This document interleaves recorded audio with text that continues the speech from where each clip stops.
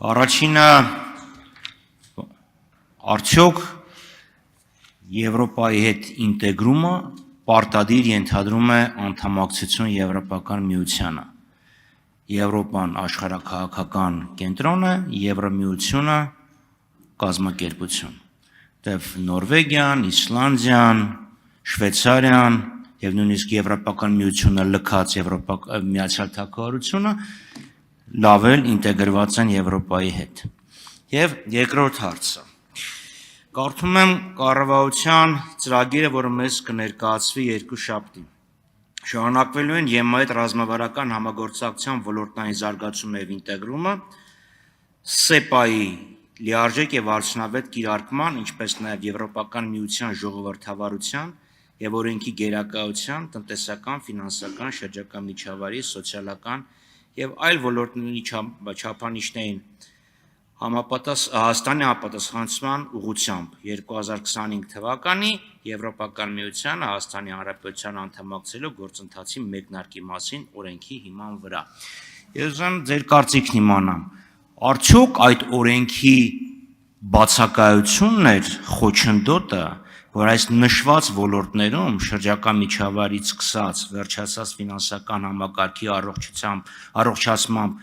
եւ օրինակ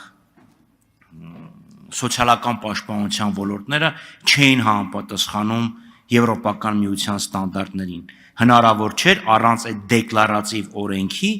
Հայաստանում այս բնագավառների վիճակը համապատասխանեցնել եվրոպական ստանդարտներին։ Շնորհակալություն։ Պարոն Խաչատրյան, շնորհակալություն հարցի համար։ Իմ կարծիքով օրենքի առկայությունը կարող է նպաստել, բայց օրենքի բացակայությունը չի կարող խանգարել իրագործմանը, եթե ճիշտ ճանապարհը հստակ ընտրում ես ու գնում ես առաջ տարբեր գործիքակազմեր օգտագործելով։ Այսինքն, եթե ամփոփեմ պատասխանս, օրենքը նպաստում է, բայց օրենքի բացակայությունը չի կարող այն աստիճան խանգարել, որ մենք զուտ սահմանափակվենք հայտարարություններով ու ռեալ ճանապարհային քարտեզ չունենալով փորձենք գնալ առաջ։ Շնորհակալություն։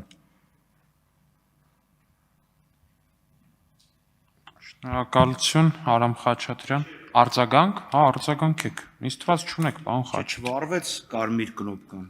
Պարոն Հարությունյան, ես երկու հարց էի տվել, խնդրեմ նաև առաջի հարցին անդրադառնալ։ Լավ, արդյոք եվրոինտեգրումը միանշանակ եւ աներկբան նշանակում է կազմակերպական միության անդամակցություն։ Եվ երկրորդ հարցի հետ կապված ձեր հարցինի պատասխան, ուղղակի այդ օրենքը, որը ընդունվեց, որպես քաղաքացիական նախաձեռնություն, որը ներկայացնում էր Հանրապետություն կուսակցության ներկայացուցիչը, ինքը դասական օրենք չի, ինքը ընդհանրապես մի նախադասություն է։ Եվ ես ասում եմ, եթե այդ օրենքը չլիներ, արդյոք հնարավոր չէր Հայաստանում սոցիալական պաշտպանության բնագավառը համապատասխանեցնել եվրոպական ստանդարտներին։ Եվ եթե այդ օրենքը կա, ինչքանով ինքը նպաստեց, որ Հայաստանի Հանրապետությունում դիցուք սոցիալական ապահովության քաղաքականությունը համապատասխանի եվրոպական քաղաքականությանը կամ ասենք թե եվրոպական միասնական գյուղատնտեսական քաղաքականությանը։ Շնորհակալություն։ Շնորհակալություն, պարոն Խաչատրյան, անկեղծ ասած, որ ձևակերպումը շատ երկար է, ոնց որ նույն հարցը կրկնվեց, թե սխալ ընկալեցի։ Ամեն դեպքում նորից փորձեմ ըստ իմ ընկալածի պատասխանել օրենքի, դե երկրորդին կարծեք պատասխանել էի նախորդ հարցին, բայց նորից ոնց որ հնչեցվեց,